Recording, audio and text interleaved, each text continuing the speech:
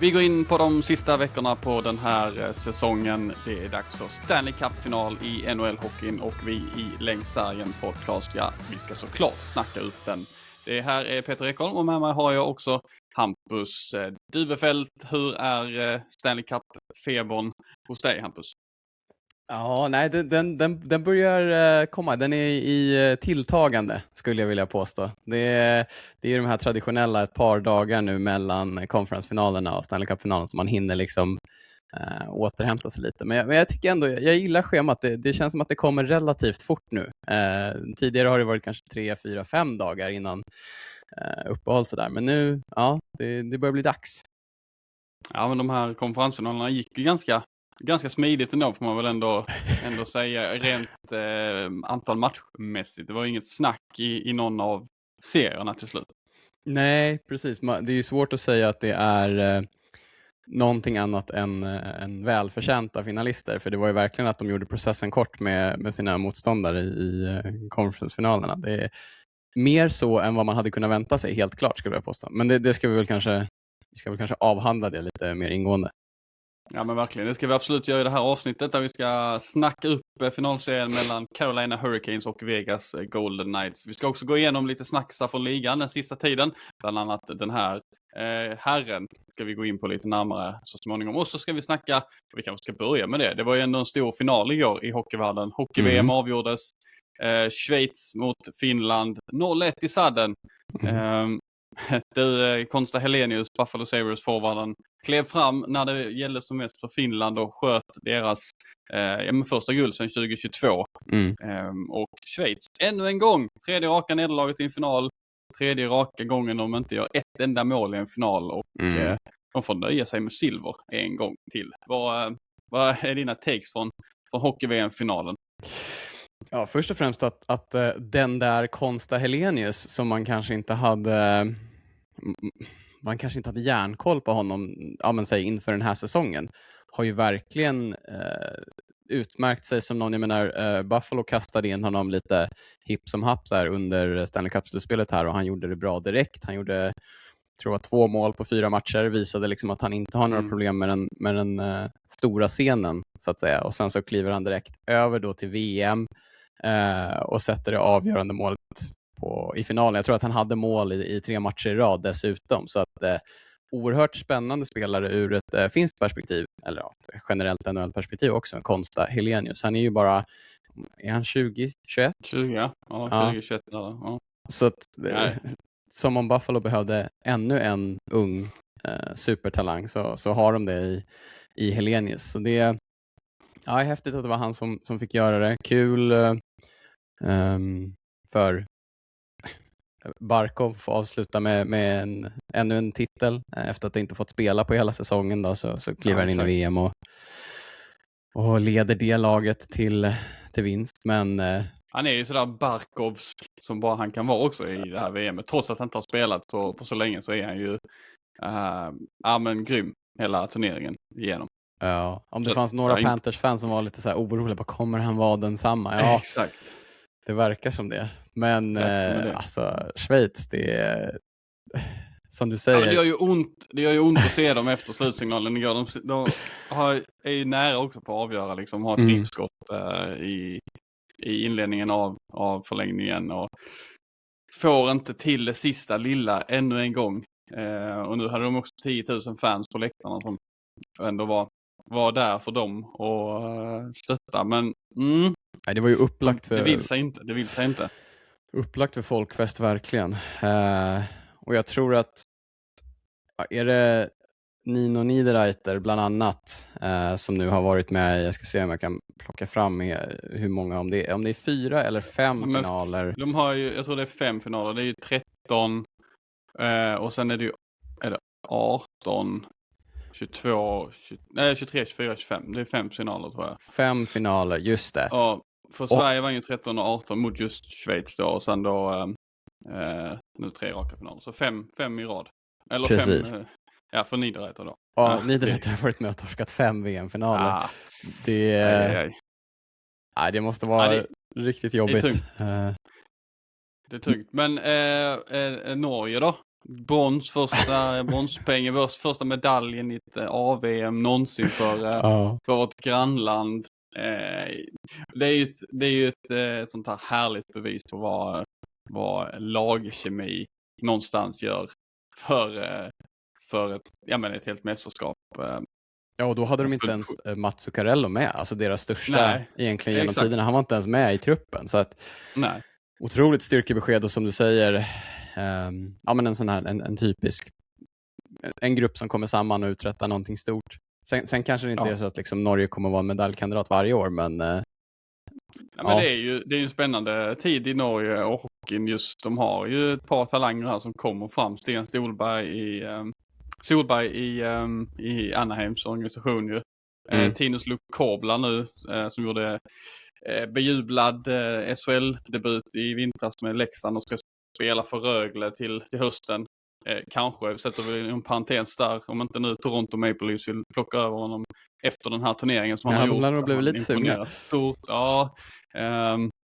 Det börjar ju snackas lite om att det kanske är så som blir fallet, att han plockas över till Toronto. Så att väldigt spännande tid framöver i norsk hockey. Och mycket handlar ju om också att kanske de här ska vi säga Zuccarello, de är på väg ut, men det är nog de som har fötterna i generationen, så att återväxten är god i norsk hockey, det får vi ändå slå fast. Och jag menar ur ett svenskt perspektiv så är det så här, man har ju på något sätt funnit sig att inte vara bäst i Norden alla gånger, men att inte vara bäst i Skandinavien, det tar ändå emot lite, får man säga. Det gör ju det. Det hoppas vi att det inte sker någon mer gång.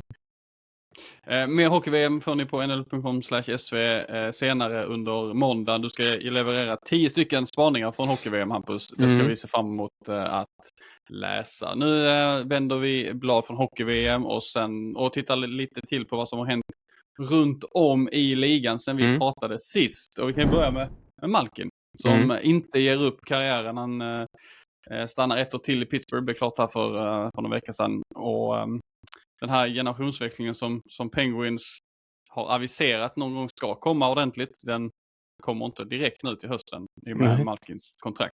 Men visst är det härligt att han stannar 1 år till i den klubb som han ändå har tillåt hela NHL-karriären.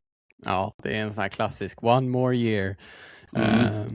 Jag minns inte exakt vad han skrev på Instagram, men det var väl någonting i stil med typ så här: were you worried? Ja, typ exakt.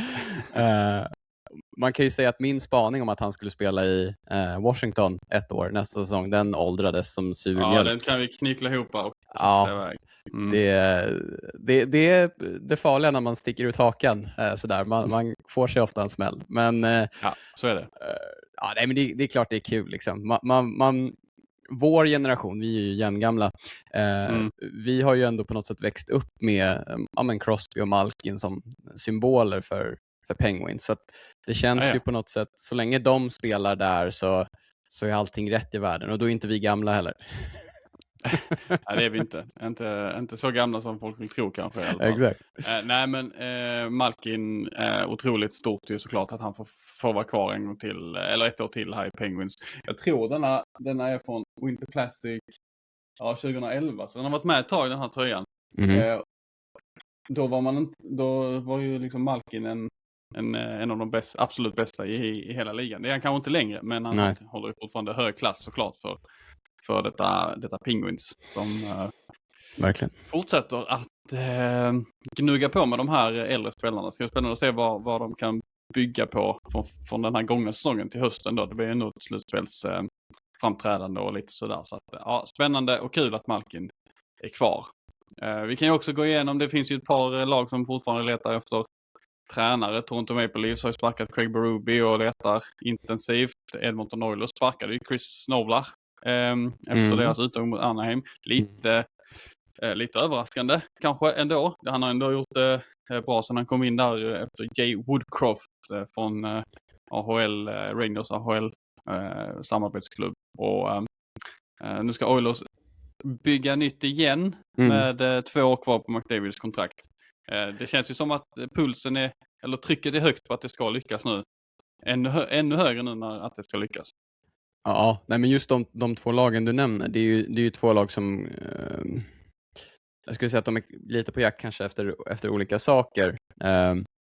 Maple Leafs är ju, å ena sidan så är de i ett läge där de vill vinna, å andra sidan så är det så, ja, jag vet inte, de har ju också en deadline i att Auston Matthews kontrakt går ju också ut om det är 2 säsonger. Så att, men med Maple Leafs får man väl vara realistisk, de har väl kanske inte truppen just nu för att vinna direkt. Oilers har ju verkligen, ja, men, som du säger, de har ju varit i 2 raka finaler och både Draisaitl och McDavid var ju tydliga med att det är det de förväntar sig, eller det är där de tycker att det ska vara. Så att det måste ju verkligen vara en coach som kommer in som, ja, men är redo att vinna och kommer ställa krav och så vidare. Och båda lag har väl varit, ja, det finns väl ett intresse för Golden Knights för detta coach där Bruce Cassidy. Får se om han hamnar i något av de lagen när det väl kommer till kritan. Ja, jag brukar inte släppa så mycket nyheter just under den här tiden på året. Finalveckan. Nej, det är väl lite i NHL. det är ju, vi får väl se när det presenteras nya coacher där. Vancouver Canucks ska också ha ny coach. Har ju sparkat Adam Foote och ska ersätta honom. Det är de kanadensiska lagen som stuvar om rejält. Ja, och sen är det ju Nashville Predators letar ju fortfarande general manager. Eller om de har hittat den och inte bara presenterat den. Men det är... Alltså det är mycket som ska kokas ner nu innan draften också. För jag kan tänka mig att mycket vill vara på plats innan draften. Som ju snart äger rum också. Den ska vi återkomma till senare. Men det är mycket som kommer att hända de kommande veckorna. Och det är ju väldigt roligt när man jobbar med detta. Att få liksom sitta och liksom följa ryktena och allt som händer. Så att, ja, spännande tider framöver att vänta. Det är också, vi har ju både Toronto som 1 i draften och Vancouver som nummer 3 i draften. Så att där kommer ju hända grejer där som blir intressant att följa de kommande veckorna. Helt klart. Har vi några andra spaningar från ligan då vi ska lyfta innan vi går in på det som är aktuellt här och nu och som verkligen börjar brinna alldeles snart? Det är ju alltid verkligen på väg åt det hållet. Det vi kan göra är väl att vi kan avhandla vägen framåt till de 2 finallagen, men det har ju ändå med finalen att göra. Utöver det så är det, ja, strålkastarljuset är ju egentligen på en sak just nu, med all rätt. Ja, såklart. Och vi kastar oss väl över det som komma skall, men titta lite grann i backspegeln först. Och titta på de som inte riktigt nådde ända fram. Colorado Avalanche först ut förlorade med 0-4 i matcher mot Vegas Golden Knights. Vad hände egentligen i den där serien som gjorde att Colorado inte lyckades ta sig förbi det sista hindret mot en ny finalplats? Ja, det är en väldigt bra fråga. Den givna anledningen, eller det man liksom landar i först, är ju förstås att det var, ja, men ett lite skadeskjutet Avalanche kanske. Det var problem med både Makar och McKinnon och ingen av dem var väl i närheten av 100% hela serien igenom. Framförallt inte Makar som egentligen inte tränade överhuvudtaget liksom, om det var sista 2 serierna eller något sånt under slutspelet. Så att,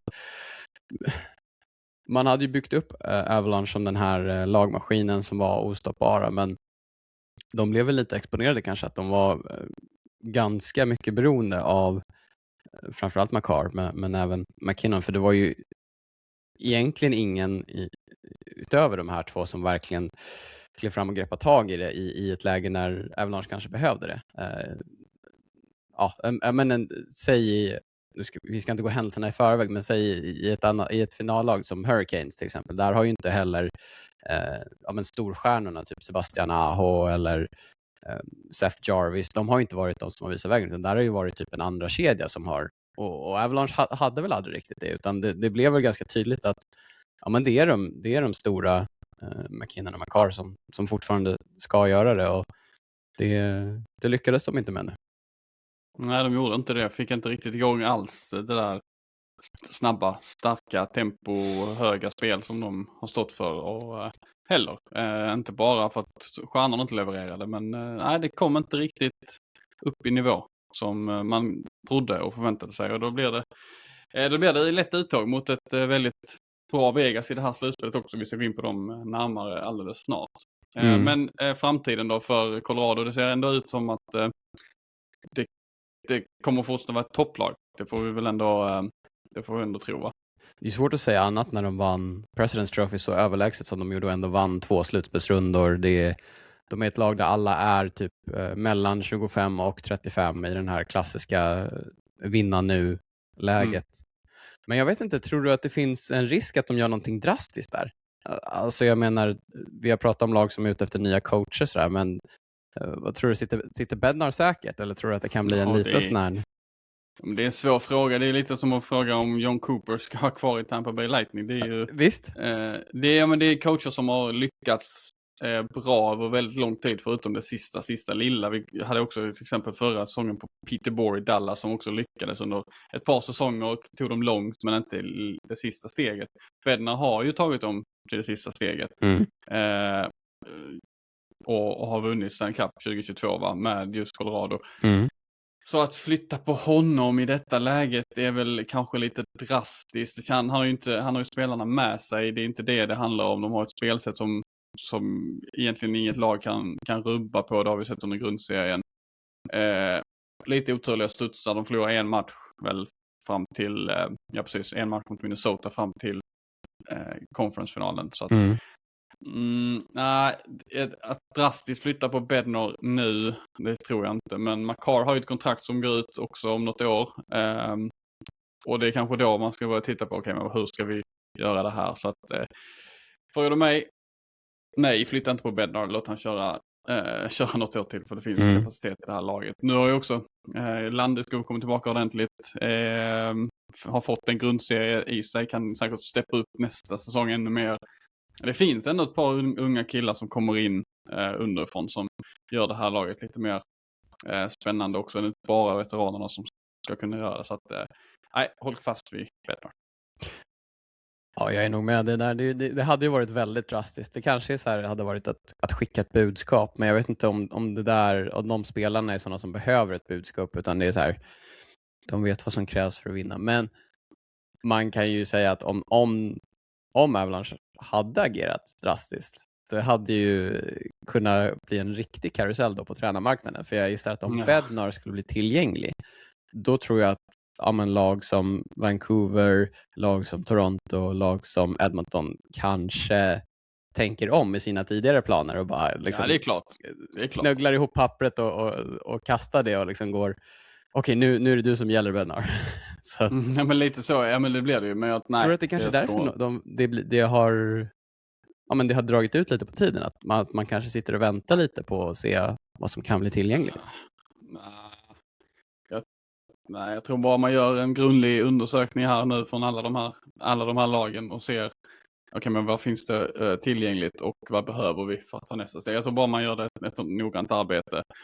Och sen tror jag att man håller lite på det just nu då. Det kanske är klart på vissa håll, men att finalserien är finalserien, att man väntar till efter för att få den absoluta. Det är ju också PR att släppa en ny tränare och släppa det mitt när alla andra journalister fokuserar på någonting som är större rent sportsligt, så sant. Kanske inte får det genomslaget som man vill som klubb också, så att det är nog därför. Men vi får se vad som händer med Colorado Avalanche i sommar. Det är alltid intressant att följa vad silly season kan innebära.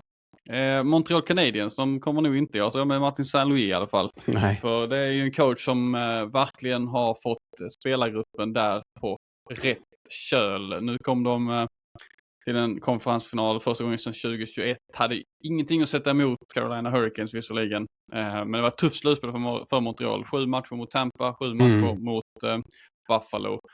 Och det var ett slutkört Montreal, får vi väl konstatera, mot Carolina. Även om det börjar bra, seger 6-2 i match 1. Men efter det så var det nästan spel mot ett mål i 4 raka matcher.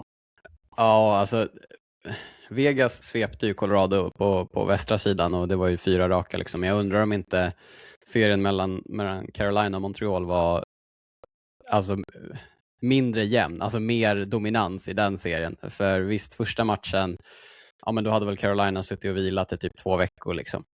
12 dagar så illa.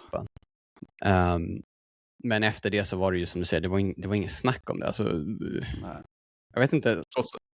Skottstatistiken var ju men det var ju helt överlägsen i 4 raka matcher i stort sett. Ja, men det var länge sedan man såg en sån överkörning liksom ändå på, ja men det är tredje rundan i ett slutspel, det här är de 4 bästa lagen och alltså det är ingen sågning av Montreal på så sätt, utan det är väl snarare kanske en hyllning till Carolina hur otroligt starka de är som lag. Och sen har man ju sett lite efteråt nu att Montreal-spelarna är liksom ute och roar sig lite i Montreal och det kändes lite som att de var kanske lite före schemat, är du med? De kanske var, det kanske egentligen om 2-3 år som det är de som ska vara där och verkligen utmana. Nu var de lite före schemat och att döma av hur viben har varit efteråt, så men lite kanske nöjda med det de har gjort ändå. Alltså nöjda att ha gått så pass långt och nöjda med att och det är väl farligt också i ett slutspel att man känner att man är nöjd innan det slutgiltiga målet är bärgat så att säga. Ja, jag tror inte de var nöjda, men jag tror de var slitna. Det måste de ha varit, för att när väl Carolina satte in sin forecheck och körde på som de kan, så då såg man ju på Montreal att här orkar vi inte riktigt. Nej men precis, och det blir ju ganska lätt psykologiskt liksom att ja, absolut. Det här går inte. Men Montreal säsong i stort får vi ändå lyfta en liten hatt för det har ju varit visst, man såg att det var på gång, att det var många unga spelare som kom fram och hela den biten, men att få ihop det så som de har fått ändå säger ju ändå någonting om att Montreal kommer nog vara där uppe och slåss nästa år igen och nästa år igen och nästa år igen. Ja men verkligen. Alltså St. Louis har ju fått ihop det där laget på ett otroligt starkt sätt och deras spelare är ju, majoriteten är väl under 25, så att men det är ju verkligen ett sånt här lag som är set up nu för att vara Stanley Cup-utmanare. 3, 4, 5, 6, you name it, hur många år man nu vill sträcka sig. Så att deras framtid är verkligen ljus, och det är väl kanske ingen tröst för Montreal-fansen i det här läget, men de var nog lite före schemat ändå, tror jag. 1993 vann ett kanadensiskt lag Stanley Cup senast. Det var just Montreal. Är det de som tar den första kanadensiska titeln sen dess, tror du? Ja eller nej? Ja. Svårt att... Edmontons fönster börjar väl stängas igen, får man väl vara ärlig och säga. Sen kanske de sprattlar till lite nu. Jag vet att jag följde ju Washington under många år och det kändes som att deras fönster verkligen stängdes, om det var 2016 och 2017 när de torskade mot Penguins i andra rundan för, jag vet inte vilket år i ordningen det var, men det var många år. Och sen så 2018 så var det så här, men okej, nu är det väl över liksom. Och det var då de vann. Så att kanske att någonting liknande kan ske för Oilers, men om inte det sker, då är det definitivt bäst odds på Montreal. Ett långt ja eller nej svar, men jag tar det och går vidare i den här podden.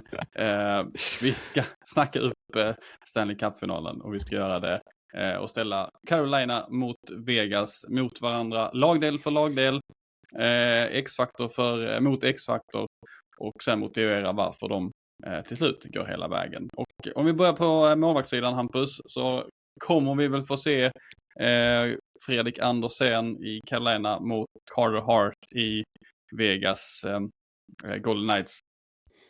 Ja, alltså... målvaktskampen, vad säger vi om den än så länge? Jag tänkte köra ett kort svar och säga ja, det kommer vi få se. Ja, just det. Nej, men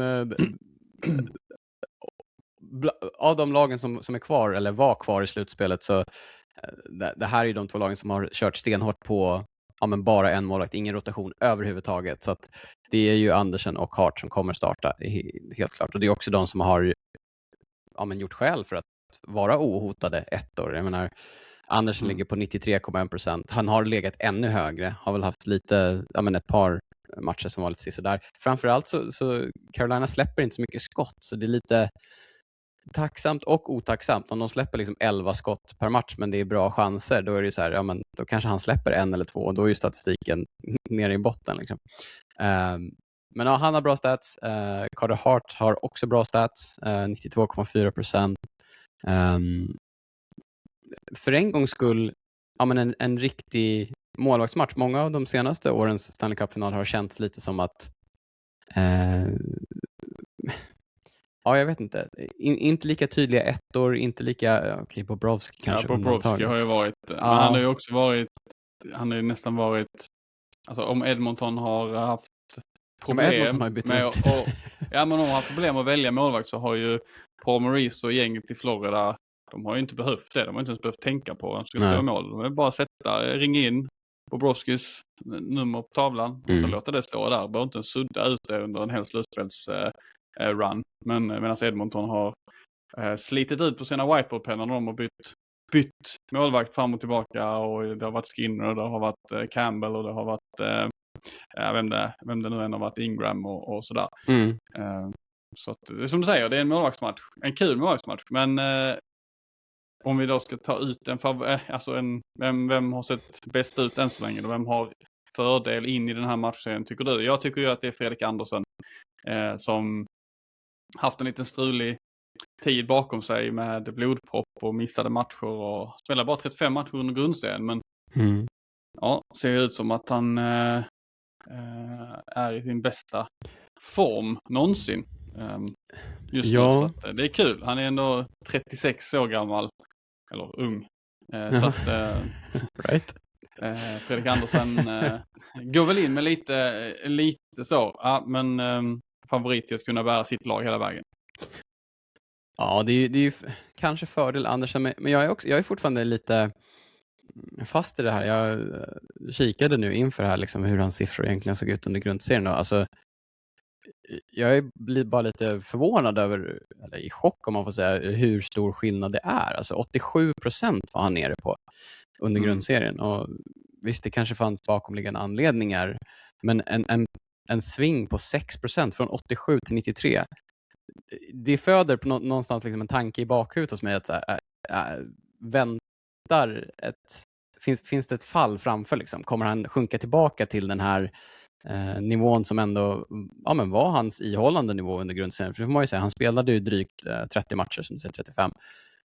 Så det var ingen slump att han landade på de siffrorna under grundserien. Samtidigt är det ingen slump att han ligger på 93% i slutspelet. Så jag vet inte riktigt vad jag ska göra med Fredrik Andersen. Men nej, vi får se. Jag sticker väl ut hakan igen och säger att han har en dålig finalserie. Andersen har en tuff finalserie. Jag tror att motståndet för Hurricanes är tuffare än vad de har mött de 3 sista serierna. De kommer behöva förlita sig på Andersen mer. Och jag tror att han kommer ha en tuff finalserie. Där sticker jag ut hakan och sen så vinner han Conn Smythe och så får jag köra en sån här ursäktsturné sen. Exakt, du får åka ner till Härning och be om ursäkt sen när kuppen kommer dit senare i sommar. Ja, vi får se om du får rätt på den. Men, nej, men jag får säga fördel Hart då, om du säger Andersen. Ja, vi säger rubrik här, målvaktsmatchen. Superintressant. Nu går vi vidare till backsidan. Så om du tar upp Vegas backar där och har lite koll på dem, så ska jag ta Carolinas backar. För ja, men jag satt och tänkte innan, men vilka backar har egentligen Carolina som kommer vara framträdande här? Det är inte så att det finns någon Cale Makar eller Quinn Hughes eller Rasmus Dahlin i det här gänget, utan det är en ganska jämn backsida där Jacob Slavin kanske är det största stjärnnamnet egentligen. Och då är inte han en offensiv back utan tvärtom, en back som helst står framför egen kasse och stänger igen. Men K'Andre Miller har gjort en bra slutspel så här långt. Han har inte gjort mål, men han har levererat en massa assist. Och han var inblandad här i sista matchen också till Halls ena mål. Och tillsammans med Shane Gostisbehere så är det de två som står för det offensiva spelet i Carolina.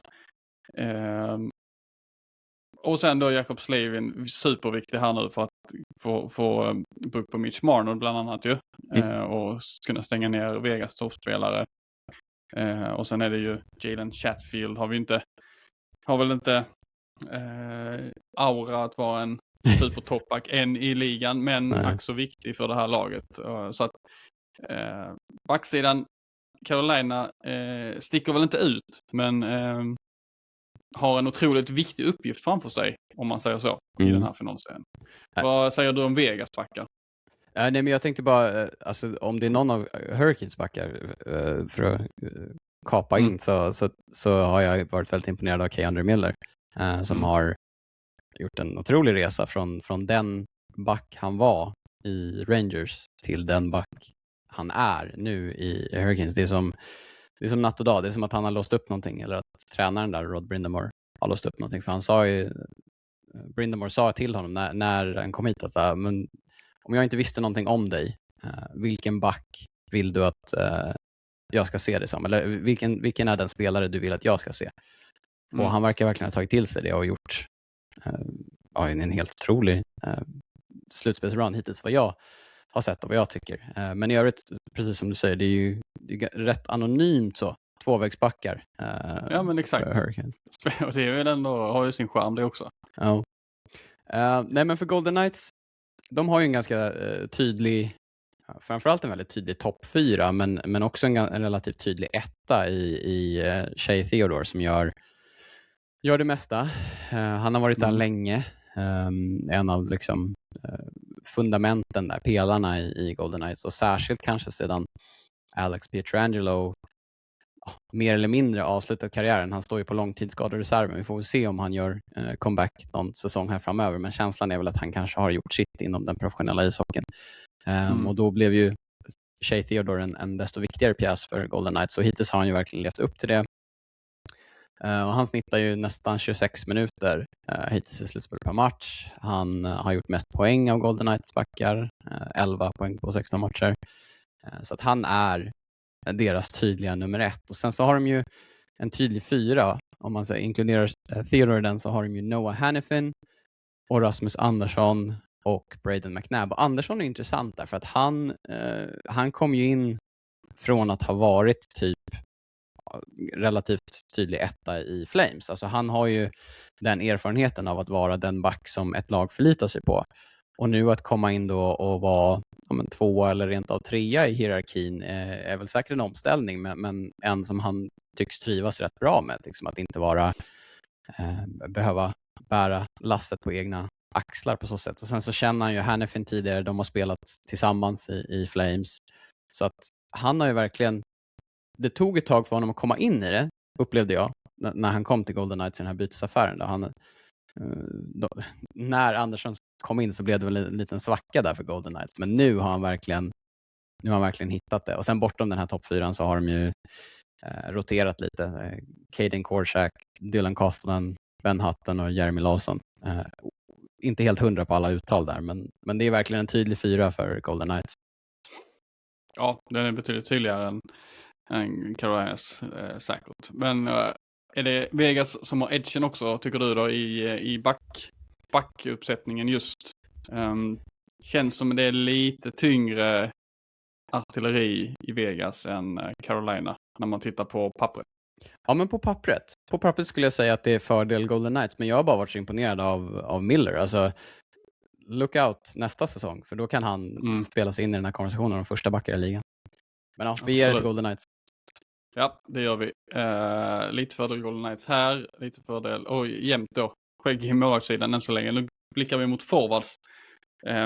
Och då kan vi börja med Vegas forwards, eftersom vi har tagit Carolinas lagdelar först tidigare. Vegas forwards, Mitch Marner, toppar hela slutspelets poängliga, har blivit en spelare som Vegas hoppades på när han plockades in från Toronto Maple Leafs i somras, har levererat på högsta nivå egentligen med hela tiden. Och nu man ser i hans spel att han inte har den pressen på sig som fanns i Toronto. Det syns ju också ute på i poängstatistiken. Såklart. Jack Eichel fortsatt en av ligans allra bästa centrar, har visat det under hela slutspelet här ju. Och sen var det ju superviktigt också att Mark Stone, lagkaptenen, kom tillbaka, precis som William Karlsson. De var ju med 2023 och vann med Vegas just, och har den här rutinen och den här ledarskapet. Och de två skulle väl båda, när de är på topp och spelar en hel säsong och liksom fullt friska, så är väl båda de två typ kandidater till Selke Trophy. Och i alla fall i konversationen. Så att jag menar, det är ju två otroligt defensivt skickliga forwards. Det är ju det. Men Har du några du vill lyfta flagga för lite extra som kanske inte är Marner och Eichel? Ja, men det är de oväntade. De oväntade var det som kommer till bredden som har kommit fram. Pavel Dorofejev och Brett Howden. Och de har tagit sig in i det här slutspelet och gjort mål på mål på mål på mål på mål på mål. Det är imponerande. Och det är, jag tror vi snackade om det innan slutspelet. Bara det är ju de här osjungna hjältarna som man ändå uppskattar i ett Stanley Cup-slutspel. Som kliver fram och blir snackisarna mer kanske än de här stora stjärnorna. Och det är klart att det har hjälpt Marner och dem också att göra poäng och kanske få spela lite mer avslappnat för att de har gjort de här målen som är så viktiga för laget. Så att det känns som Vegas har alltid sin forwardsuppsättning just för tillfället. Ja, och det är ju viktiga mål de har gjort också. Kanske framförallt Howden där. Jag tror att han har ett övertidsavgörande, va? Men 3 stycken matchvinnande mål överlag. Så att det är inte bara att de gör mål, utan det är liksom när de gör målen också. Men som du säger, om man är en spelare som Eichel eller Marner och känner att verkligen, ja, men du sitter på bänken, men ditt lag är ändå så här, det som gör mål, det är ändå det lag som trycker på. Det är så här, vilken styrka. Och inte behöva känna att ja, men jag måste göra det nästa gång jag hoppar ut över sargen. Nej, det måste vara riktigt skönt att sitta där och gotta sig med det. Men samtidigt, de kommer att ställas mot ett Carolina med forwards som du var inne på tidigare, inte riktigt kanske har blommat ut i det här slutspelet just. Vi pratar om Sebastian Aho, Seth Jarvis och Nikolaj Ehlers kanske ska också tillhöra den kategorin. 3 stycken väldigt viktiga spelare för Carolina. De har inte överpresterat så här långt. De har gjort det de ska. De har stått för en del poäng och sådär, men de har inte tagit tag i en matchserie som de ändå kan göra. Framförallt Sebastian Aho skulle ju mycket väl kunna göra en final nu och dominera och vara favorit helt plötsligt. Det är sånt, det är den spelartypen han kan vara. Nu har Taylor Hall, Jackson Blake och Logan Stankoven varit de som har dragit det offensiva spelet. En andra kedja som har klickat på alla punkter under slutspelet så här långt. 34 år ung, Taylor Hall toppar interna poängligan i Carolina så här långt. Han har inte varit framme vid en Stanley Cup-final tidigare. Nu får han chansen. Och det känns spännande. Det här, just det här att Carolina har spelare som ännu inte har kommit igång. Ja, det är ett ruggigt sparkapital att ha. Alltså det är ju märklig läsning då när man kikar deras poängliga och ser att en spelare som Taylor Hall 16 poäng på 13 matcher, det är dubbelt så mycket som Seth Jarvis som har 8 poäng, mer än dubbelt så mycket som Sebastian Aho som har 7 poäng. Å ena sidan så kan man ju välja att hylla Hall, Blake och Stankoven, och det ska man göra. Det bör vi ha skapat tid för vilken otrolig kemi de verkar ha och vilken otrolig kedja de har byggt upp. Men samtidigt så får man väl ändå rikta lite så här, men okej, Ehlers, Jarvis, Aho, Sveshnikov också, 7 poäng på 13 matcher. De har spelat bra, det är inget snack om den saken, men de har ju inte haft den där utmärkt sig eller vunnit en serie på egen hand, som du säger, alltså, som den här andra kedjan verkligen har gjort. Så att lite upp till bevis får man säga att det är för vissa av Hurricanes-spelare här i den här finalserien att Aho är deras etta. Han ska vara deras etta. Han var deras etta under grundserien sett i poäng. Ehlers är prestigevärvningen. Han var deras 2:a under grundserien sett i poäng. Det är deras tid nu lite. Sen är det ju, jag menar, de är framme i final, så hur mycket kritik kan man egentligen rikta mot dem? Men om Hurricanes ska vinna, känslan är att vi kanske kommer ge fördel Golden Knights även på forwardsposition. Men om Hurricanes ska vinna, då krävs det ju att deras bästa spelare är deras bästa spelare, den klassiska klyschan. Samtidigt som den här fantastiska andra kedjan fortsätter vara precis det de har varit. Så det är mycket att begära, får man säga. Ja, det är ju det. Jag håller dock Carolinas forward som Jag kan tänka mig att de kommer komma fram, de här som vi har nämnt nu här. Så att samtidigt som men det ska bli kul att se hur Brindamore matchar backsidan mot Vegas. Och se om man kan stänga ner de här spelarna som Marner och Eichel. Och vad är Howden och Dorofejev då? Det ska bli spännande att se just i den här finalserien. Så att, du ger fördelen till... Ja, men jag gör det med tanke på hur det har sett ut lite grann i spelet och vilken kapacitet som finns kvar att hämta ur Carolina. Så men det gör jag. Ja, då sätter jag mig tvärt emot bara för att, så då ger jag fördelen till Golden Knights då. Kul. Då ska vi ta ut varsin X-faktor i båda lagen. Skulle vi ta X-faktor skulle vi köra Conn Smythe? Nej, vi kanske skulle köra X-faktor.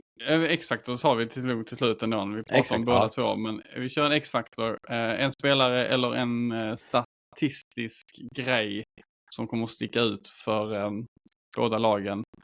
Vill du börja eller ska jag börja? Jag kan börja. Då sätter väl jag som X-faktor Fredrik Andersen för båda lagen. Om du fattar vad jag menar. Kan Andersen vara sitt slutspecial, fortsätta vara sitt slutspecial, då tror jag Carolina tar det. Om man håller en 93% i nivå eller bättre, då tror jag Carolina tar det. Det blir svårt att liksom matcha. Men jag har ju redan flaggat för det. Och jag står vid det. Det kan bli en tuff finalserie för dansken. Kanske att han inte heller spelar alla matcher i den här serien. Och i sådana fall så är det ju klar fördel Golden Knights. Så min X-faktor åt båda lagen är Fredrik Andersen. Okej. Spännande. Om jag tar Carolina först då, X-faktor. Lagets powerplay var 24,2% i grundserien. I slutspelet bara 12% så här långt. Det är en spelform som behöver lyfta, och lyfter den, då finns det väldigt goda chanser för att de vinner en eller två matcher bara på grund av powerplay-spelet. Så X-faktorn för Carolina blir att få igång sitt powerplay-spel igen. Och i Vegas, men jag säger William Karlsson som en liten X-faktor där. Han har kommit in och gjort den här sin kedja med Marner och Howden till en fruktad trio så här långt. Har inte riktigt fått igång det offensiva, men varför inte få till det nu då i finalen och ta sin andra Stanley Cup. Det har varit kul att se med tanke på den säsong han har haft också med mycket skador och sådär. Så att William Karlsson, han vet vad som krävs för att vinna. Jag ser gärna han fira en cupseger på The Strip igen. Det var ju klassiska bilder senast. Det var show senast. Ja, det får man verkligen säga. Ja, det är väl det som är... vi tycker vi ringar in allt där, eller? Håller du med? Om vi vill lägga någon Conn Smythe-vinnare också. För det lär ju inte bli samma. Gissar att liksom William Karlsson kanske inte tar Conn Smythe även om han är en X-faktor för det. Nej, det kan vi göra. Vinner Carolina så tror jag det är Andersen som är Conn Smythe-vinnare. Jag tänker på hela hans slutspel. Vinner Vegas så tror jag att Mitch Marner kommer ta hem det. Ja, okej. Då min vana trogen så går jag en annan väg. Så då säger jag, om Hurricanes tar det så tror jag Taylor Hall får Conn Smythe. Och om Golden Knights tar det så tror jag, på grund av en otroligt stark finalserie, så tror jag att Jack Eichel får det. Kul! Vi får se vem som får rätt till slut i Stanley Cup-finals tipset då. Ja, vem får vi svara för sen. Vem vinner då? Vad sa du? Vem vinner? Min analytiska sida säger att Golden Knights tar det, men det vore kul om Hurricanes vann. Jag tror Carolina vinner. Ja. I 6 matcher. Fair enough. Yes. Matchserien den börjar natten till onsdag svensk tid. Sen är det varannan dag tills vi får fram en mästare för säsongen 25-26. Det ska bli riktigt kul att dra igång finalserien. Det brukar bli härliga nätter att sitta upp och titta på fin hockey. Så hoppas ni hänger med oss. NHL.com/SV är ju din plattform för att få allt från Stanley Cup-finalen egentligen. Allt. Eller hur, Hampus? Jajamän, varje dag. Dag ut, dag in. Jajamän. Där är vi. Och med det så tackar vi för intresset för den här gången, och vi återkommer, tror det är efter finalserien är slut, och summerar hela den här säsongen 25-26. Men först njut av Stanley Cup-finalmatcherna som drar igång. Carolina mot Vegas. Vi får se vem som tar hem bucklan den här säsongen.